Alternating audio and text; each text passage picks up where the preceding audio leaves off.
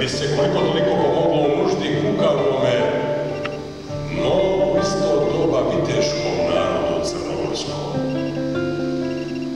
Ko išta od ovdje upisanoga prinačio, bio mu crn obraz pred ljudima i jarosti se sud Božji na njega obrušio.